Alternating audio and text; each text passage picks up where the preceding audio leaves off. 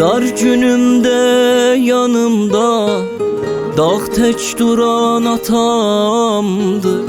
Cavanlığından keçən mənə qalan atamdır. Sevgi dersi örgədən, hayat yolu görsədən, xoşbəxtliği bəxş edən mənə qalan atamdır, mənə yanan atamdır.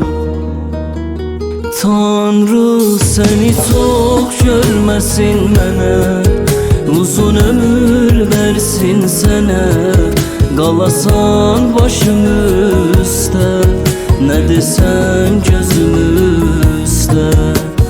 Tanrı seni çok görməsin mənə, uzun ömür versin sənə, qalasan başım üstə, nə desən gözüm üstə.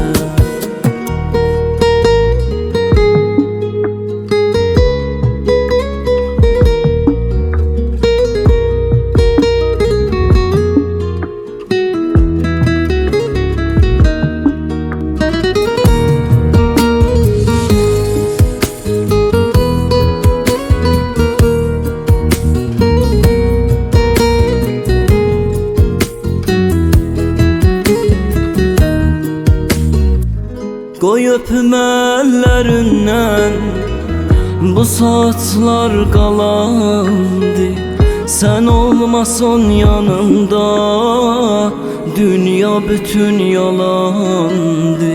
Zaman səni qocatdı, saçlarını ağartdı. Zaman dayan, səbr elə, bu qocalan atamdı, bu qocalan atamdı. Tanrı seni çok görməsin mənə, uzun ömür versin sənə, qalasan başım üstə, nə desən gözüm üstə. Tanrı seni çok görməsin mənə, uzun ömür versin sənə, qalasan başım üstə, nə desən gözüm üstə.